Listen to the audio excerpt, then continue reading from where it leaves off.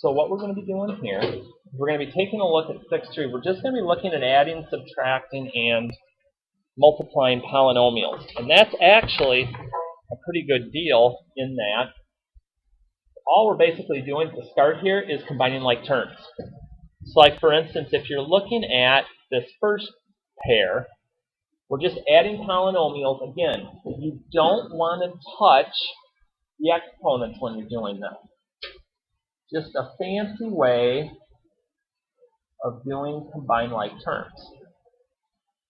So I'm like, okay, add down 4x the third. Again, notice the exponent's not changing. I'm not multiplying, I'm not dividing, I'm just adding.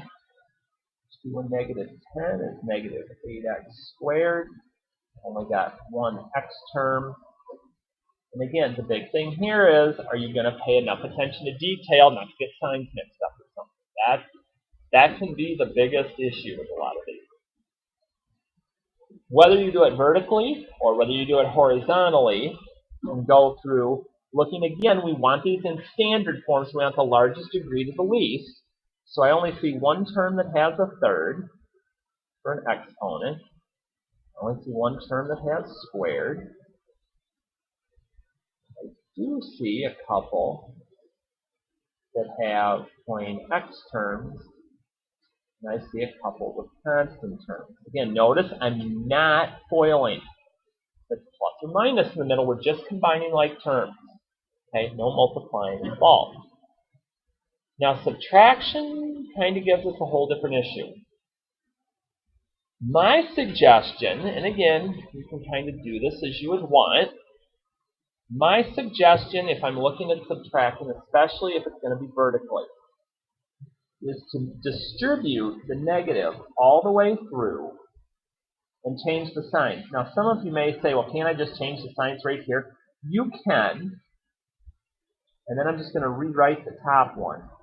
And I'm going to treat it more like what I did in number 1 up above. Yeah.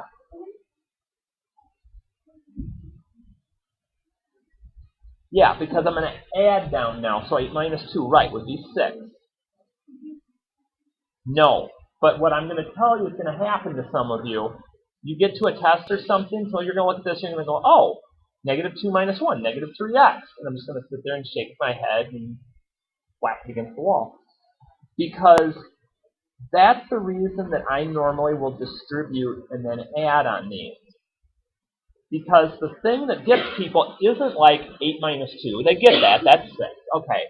But when they start getting to the negatives, they just completely forget about it, is what tends to happen. And that's kind of what scares me a little bit. But if it makes more sense to you to actually just leave it as subtraction and you remember it's kind of changing the signs, that's fine. And it's the and again, even if you're over here, it's the same idea. Again, personally, I'd distribute the negative through. I'd leave the first 2 terms alone, and then I'd change the signs on every term after the minus. Because now it really is just combining like terms. I'm not trying to think about signs while I'm doing it or anything else.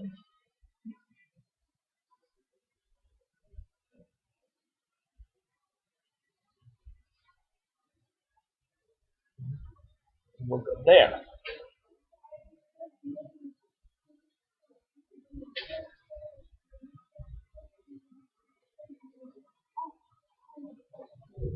No, this is just combining like terms. There's no foiling going on here. Yeah, no point. That's coming, but not yet. Okay, so if you see a plus or minus between the parentheses, it's actually easier than having to deal all you do with FOIL. Here we're just distributing that negative. However, when we get to the multiplying part down below, now we got to start playing with those things. But here's the kicker.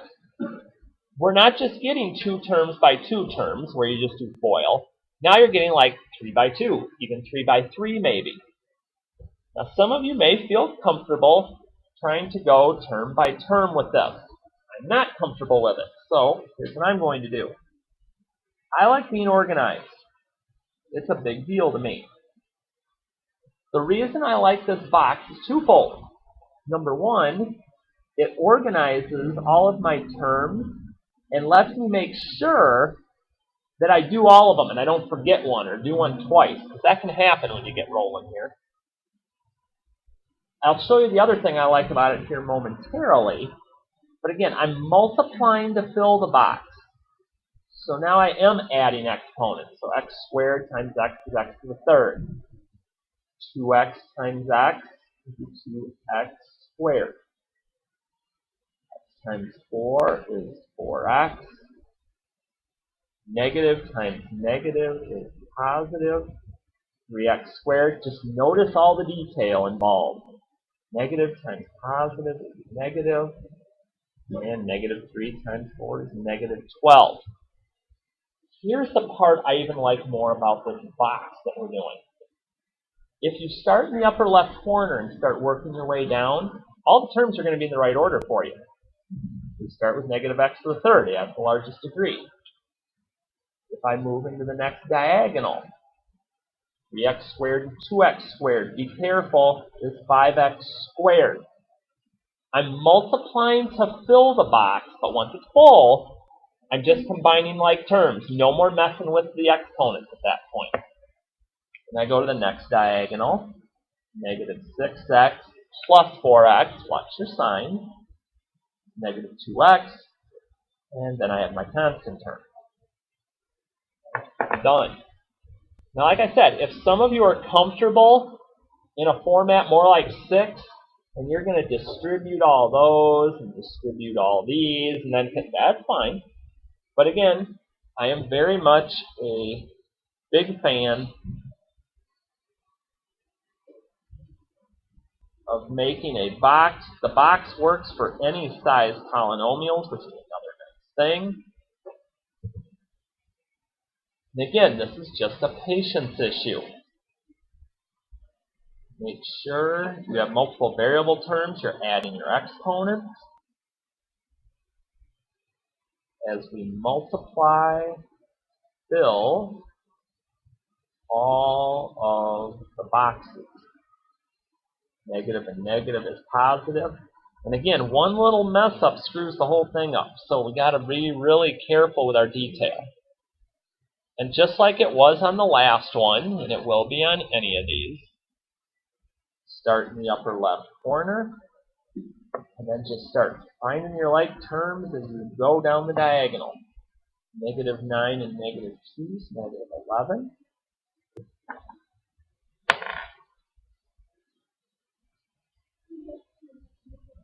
Multiply to fill the box. So once the box is full, we're just combining like terms. So once the box is full, no more multiplying.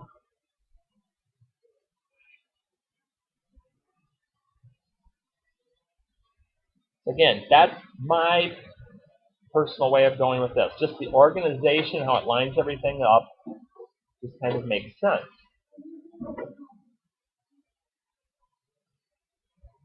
Yeah, you could distribute. I'd end up with the same stuff, except I'd just have it in one big long line. So, I mean, I'd have x times 3x squared, and I'd get this. And then I'd have x times negative 2x. I'd have x times negative 4. And then if I was distributing, I'd probably come down here. So negative 3 gives me this. Negative times negative. So it's the same idea. Well, you're going to do the same amount of work. It just is to me it gets sloppy. Because I can tend to miss something. Now they're like, Hardy, how are you going to do this? There's 3 sides. You're going to make a 3D box? No, I wish I could. That'd be kind of cool. But no, since I don't have a way to do a 3D box, here's what I'm going to do instead. I'm going to pair them off 2 at a time. So for instance, I'm just going to start with x minus 1 and x plus 4. I'm going to FOIL this out. So for just this part, if I were to FOIL it, you could do a 2x2 box, or however you normally would do FOIL. Here's what it'll end up looking like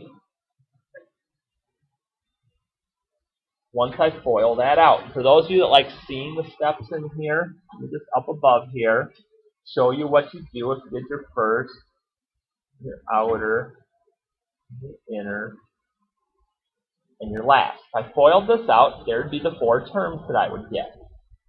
But since I need to combine like terms, 4 minus 1 is where this 3x is coming from. But I'm not done, because I've only dealt with the first 2 parts. I still need to now pull down the x plus 3 and finish it.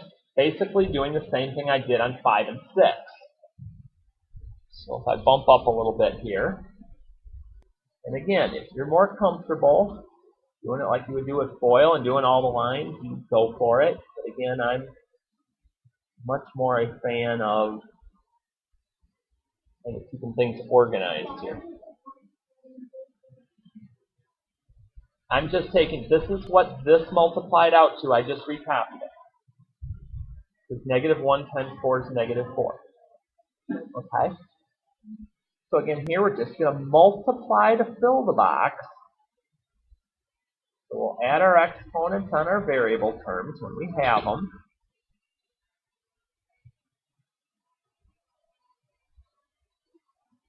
And the nice thing also with going this way is, knowing that your diagonals should be like terms makes it easier if you happen to make a mistake. It's like, wait a minute, normally those are like terms. What's going on here? Start in the upper left. Again, once the box is filled, we are combining terms. We are adding, so no more messing with exponents, just the coefficients.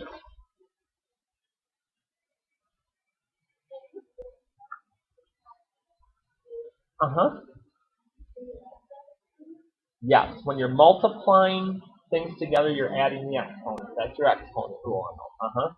Because that's also why this ends up being x squared. It's just 1 plus 1 here would be 2. Okay? And minus 12. So basically, it's just kind of a war of attrition here. We're going to take our time and get through. Here, nothing fancy. Just wanted to throw one in just to remember if you knew how to FOIL. And again, whether you FOIL with your lines or a box, first, outer, inner, and last, and just combine the like terms in the middle. Yep, there's whenever we get to the next quiz and stuff, we'll have basic FOIL, a little expansion, a little 2 by 3, a little bit of everything as we're working through. Now, for those of you that are creatures of habit, and this, I don't get to say this very often in class.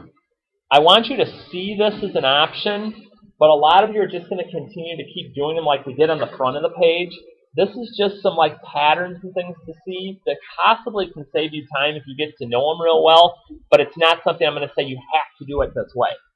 For instance, x plus 2 squared. Most of you, I would tell to just write this out as x plus 2, and then FOIL it or box it out. I'd multiply my first, my outer, my inner, my last, and just be done. You notice that didn't take me a real long time. The pattern that's available to you, if you didn't want to do that, now the one thing you can't do is just squared, call this x squared plus 4. That's another one of those things I'll bang my head into the wall if I see people doing it. But no. Your other option is this is called the square of a binomial. Taking 2 terms, I'm adding them up, and I'm squaring them. So if I was making a comparison, this would be like A and B over here. So if I was running this pattern, I'd take my first term squared, so I'd have x squared, plus 2 times the product of those 2, plus my b term squared. X squared plus 4x plus 4. Same thing. It's just determining on how you want to do it. Now, like I said, for a majority of you, you're probably just going to multiply it out this way still. And I'm fine with that. But if you wanted to play with the shortcut, the option's there. Same thing here. If I wanted to do it the new way that it's going, let's see that it's minus, it would work like this. This would be like my A and my B. And I'd just go through and say, okay, so I'd have 3x squared minus 2a. My b, though, would be positive 4. Because remember, the formula is a minus b. So the minus is already there. Plus 4 squared. And I just multiply. 2 times 3 is 6, times 4 is 24. I'd get the answer. But I'd get the same answer if I just did FOIL with 3x minus 4 and 3x minus 4. Again, it's totally your call. Because I don't think there's a huge difference in speed no matter which way you do it. Here, for some of you, again, that have been kind of playing the FOIL game and it can get you sometimes, you can even do this in a box if you want to. Now, if you're still comfortable with just doing the lines, okay. I'll do it with a box. I just fill in the boxes. Not an incredibly huge investment in time. But here's one thing that will happen every time on a difference of squares. These two boxes will be opposites and cancel. So I just end up with the first and last terms. I'm done. So again, because this is positive 7 and negative 7, they just wipe each other out. So again, nothing really that far out of the ordinary. Cube of a binomial. Again, do I have to know this for sure? Not exactly. No. So for instance, let's say on this one, I'm going to go over to 13. It's a little bit bigger and nastier here. So again, I can either write this out as the product of 2x minus 5 with 3 of them. And then similar to what we did on the front, take them a pair at a time. This is one where knowing the pattern might actually help. And I'll show that on this one too. But if I was going this route, again, and some of you are comfortable foiling without this, and that's fine. And I just tend to get sloppy sometimes otherwise, and I don't want to do that. So here, this would be, again, we're combining like terms, don't mess with the exponents anymore. But again, now it's this part that's going to be multiplied with that last 2x minus 5 to give me my final answer. So I'm going to have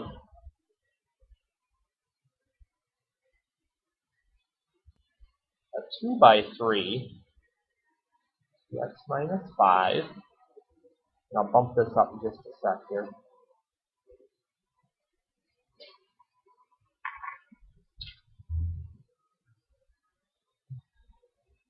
And again, I'm just going to fill in the boxes, remembering to multiply the coefficients, the numbers out front, but add my exponents when I'm filling the box.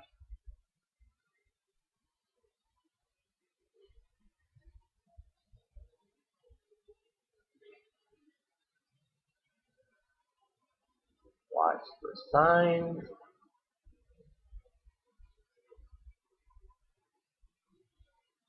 And just start in that upper left-hand corner. Start working your way down.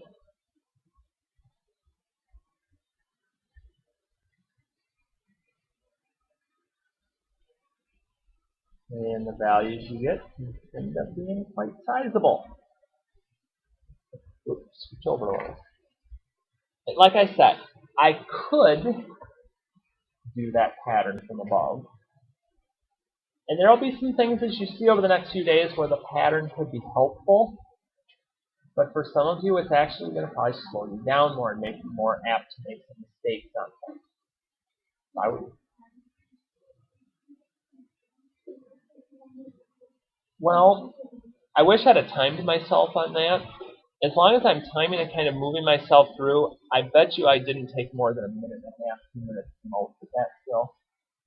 But it's one of those where as long as you know what you're doing and you're just careful but you keep moving, it's still not going to end up being too bad. Because for some of you, trying to plug this in to the cube of a binomial form and remembering this form, you'd have to memorize the form to be able to plug all those numbers in. I think by the time you'd stress yourself out with that and maybe mix a number up and then have it go bad anyway, I think it's time well spent on this, as long as you know how to go about it this way. And then finally, I'm going to try to get to some of you avoid skipping number 64. So I'll put that on the homework check just to be a pain. So on 14, from 1985 to 95, the gross farm income G, farm expenses E, in the United States can be modeled by. So here's my income, here's my expenses. Where T is the number of years since 1985. Write a model for the net income for these years. So if I have income and expenses, how do I find my net income? Right. I'm going to take my gross income and I'm going to subtract the expenses. And that's going to be my net income. So basically, out of all this fanciness, all you're being told is, take your G function, which is our income, and subtract the E function.